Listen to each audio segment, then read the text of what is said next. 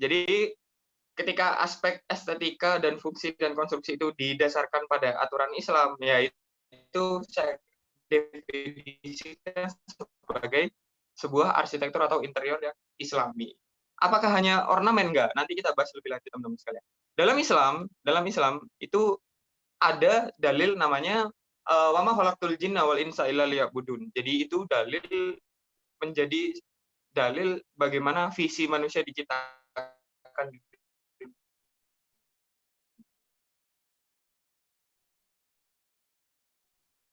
Artinya apa? Masjid Nabawi itu di konsep sama Rasulullah itu jauh lebih besar dan jauh lebih megah daripada rumah yang Rasulullah huni di sampingnya. Jadi sahabat itu mengatakan penerangannya Masjid Nabawi itu pasti lebih terang dari penerangannya rumahnya Rasulullah. Nah, kira-kira seperti itu. Lebih megah, lebih mewah. Kira-kira itu seperti itu teman-teman sekalian. Nah, selanjutnya dalam Islam itu ada aturan yang membagi kehidupan khusus dan kehidupan umum. Nah, ini kalau teman-teman sekalian konsep hunian, kehidupan khusus itu apa? Kehidupan umum itu apa? Kehidupan khusus itu kehidupan yang diperbolehkan, kalau gampangnya di sini, area private, area private. Nah, kira-kira seperti itu. Cuman pendefinisiannya Islam itu kehidupan khusus. Artinya apa? Aurat penghuni di sana itu dijaga. Hanya mahramnya saja yang boleh akses akses ke sana. Next, Mas Fatki.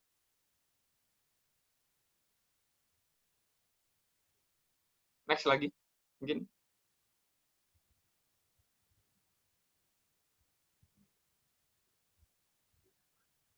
Oke, next. Nah, jadi begitu teman-teman sekalian. Dalam Islam itu ada kehidupan khusus dan kehidupan umum.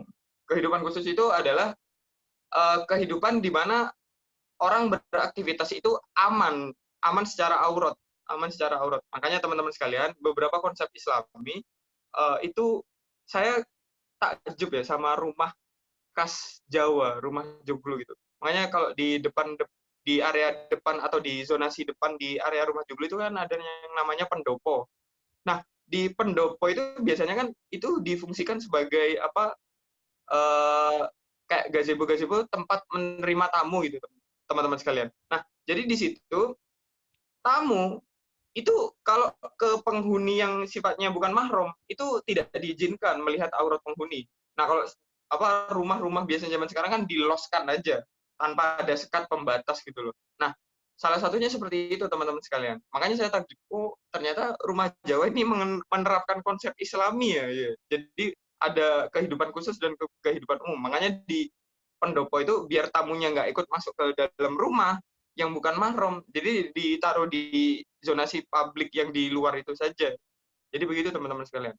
Karena defaultnya dalam Islam, menurut saya Taqiyuddin An-Nabhani itu standar apa defaultnya pria dan wanita itu dipisah kecuali 3 hal. Yang pertama muamalah, yang kedua itu pendidikan, yang ketiga itu tentang kesehatan. Nah, kira-kira seperti itu teman-teman sekalian. Next. Nah, itu kira-kira materi berat-beratnya di awal. Nanti saya ajak jalan-jalan teman-teman sekalian. Next lagi. Nah, yang kedua, dalam Islam itu ada konsep madaniyah dan hadoroh. Nah, ini masuk ke biasanya yang sering teman-teman sekalian ditanyakan. Madaniyah itu apa? Madaniyah itu next Mas Fatih, next aja terus. Nah, madaniyah adalah bentuk-bentuk fisik dari benda-benda yang terindra yang digunakan dalam berbagai aspek kehidupan. Misal, kursi yang bentukannya kursi biasa, jendela yang bentukannya kotak itu termasuk dalam dalam madaniyah. Terus next, Mas Watki. Nah, selanjutnya ada yang namanya hadoroh. Hadoroh ini sebuah buah pemikiran, adalah sebuah persepsi tentang kehidupan. Ya, termasuk persepsi tentang kita tentang memandang tentang kehidupan itu tujuan hidup, kapitalis, sekuler dan sebagainya itu termasuk hadoroh teman-teman sekalian. Termasuk next Mas Fatki. Nah, dan madaniyah itu dibagi menjadi 2. Ini saya persingkat saja. Nah, madaniyah itu dibagi 2 teman-teman sekalian. Ada madaniyah khos. Oh, ini enggak muncul. Ada madaniyah khos dan ada madaniyah am. Jadi madaniyah benda itu ada 2. Ada benda yang khusus, ada benda yang umum. Benda yang khusus itu apa? benda yang mengandung sebuah pemikiran-pemikiran dari ideologi tertentu. Misal salib, misal tadi bintang Daud dan lain sebagainya yang sudah melekat, dan proses pembentukan itu menjadi host, teman-teman sekalian, itu membutuhkan waktu yang sangat lama. Bisa jadi nanti salib itu tidak melambangkan sebuah trinitas kalau sudah nggak dipakai lagi selama bertahun-tahun dan orang kemudian lupa kalau bahwa itu logo trinitas, maka itu boleh dimasukkan ke dalam sebuah hunian ketika orang itu sudah tidak memandang bahwa itu sebuah benda yang mengandung pemikiran trinitas, misalnya, itu nggak masalah. Kayak tadi bintang Daud dan lain sebagainya, itu nggak masalah kalau misalnya persepsi seseorang terhadap bentukan seperti itu bukan karakter dari orang-orang Yahudi. Intinya seperti itu. Ada Madaniyah Khos, ada Madaniyah Ham. Terus masukkan patung ke dalam hunian gimana? Nggak boleh. Nggak boleh. Rasulullah melarang terkait masuknya, kalau Rasulullah itu bahasanya taswir, menggambar atau memahat patung. Nah, itu nggak boleh dalam ini. Nah, kira-kira sederhananya seperti itu. Nah, ini untuk konsep Islami dalam hunian kira-kira seperti ini. Nah, jadi ada aspek hijab. Nah, makanya itu zonasi privasinya area tidur dan kamar tidur itu ditaruh di belakang, kumpul sama ruang makan sama ruang keluarga. Nah, jadi untuk melindungi aurat penghuni, teman-teman sekalian. Kira-kira seperti itu. Jadi untuk next, untuk mempersingkat waktu, Mas Fatih next.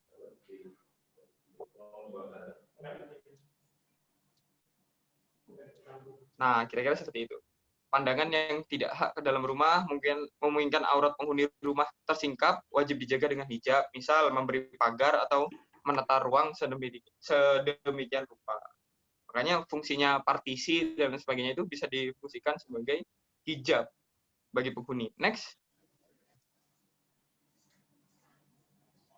Next, yang Aziz ini sudah tidak terlalu dititik beratkan, soalnya perkara ergonomi, memanusiakan manusia. Next, Mas Fatki. Nah, ini saya ajak jalan-jalan teman-teman sekalian. Tadi gambar yang pertama sama yang ini ada kaitannya. Yang gambar pertama itu tadi yang saya tunjukkan itu adalah Yeşil Cami atau Masjid Hijau yang ada di Turki, teman-teman sekalian, di Bursa, Turki. Dibangun oleh Sultan Mehmed I, kakeknya Muhammad Al-Fatih, sebagai kuliesi.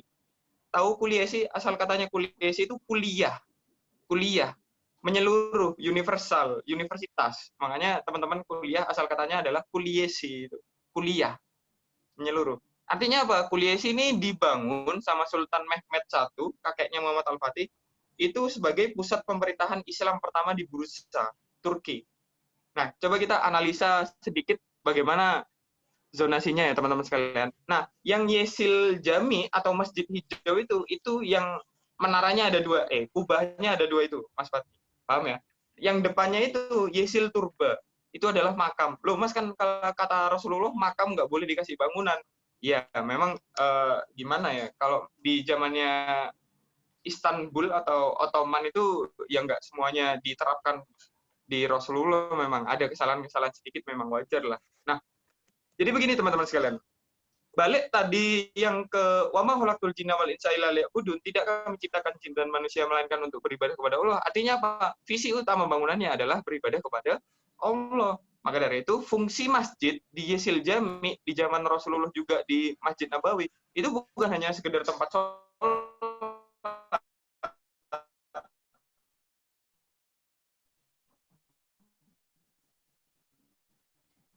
di Rasulullah mengatur pemerintahan di sana, yaitu di Masjid Nabawi.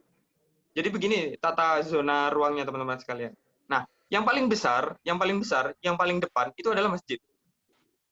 Lingkaran yang di denah, yang tengah, gambar paling tengah, itu yang paling depan, yang huruf T, inverse-nya T, itu adalah masjid. Yang paling tengah itu adalah Sadirwan, teman-teman sekalian. Sadirwan itu air mancur. Yang kanan ada ruang setelahnya Sadirwan itu, yang atasnya Sadirwan sama bawahnya Sadirwan itu tempat penghakiman. Yang ada ruangan kecil dua, itu yang ditunjuk Mas Fatki, itu tempat penghakiman dan tempat rapatnya Sultan sama Hakim. Nah, yang kedua kecil di tengah-tengah itu, di sebelah kirinya Sadirwan itu, nah itu tempat Kodli atau tempat hakim memutuskan perkara. Nah, Di atasnya itu, jadi di area ini ada lantai 2 itu, di lantai dua Mas Fatki di gambar potongan itu. Jadi itu ada tempat sultan di sana. Tempat sultan memperhatikan melihat proses penghakiman. Loh, Mas, ini teman-teman sekalian, menariknya di arsitektur yang dibangun sama saya lupa namanya, Syafi Pasha kalau nggak salah. Nah, itu sama Sultan Mehmed I itu, ini, Sadirwan ini. Kalau orang ke Turki pertama kali, itu dikira tempat wudhu, teman-teman sekalian. Padahal bukan. Jadi fungsinya Sadirwan atau air mancur itu, ketika hakim dan sultan itu sedang melakukan pembicaraan rahasia, air mancurnya dinyalakan, itu fungsinya sebagai peredam suara, teman-teman sekalian. Jadi kalau ada pembicaraan rahasia itu nggak kedengeran. Kira-kira konsepnya seperti itu. Next, Mas Fatki.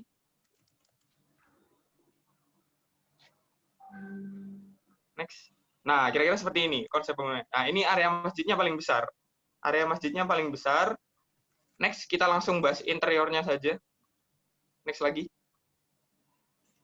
Ini untuk eksteriornya. Nah, ini interiornya, teman-teman sekalian. Nah, kenapa dikasih nama Yesil Jami? Yesil itu artinya biru, Jami itu artinya masjid. Nah, jadi masjid biru, masjid hijau.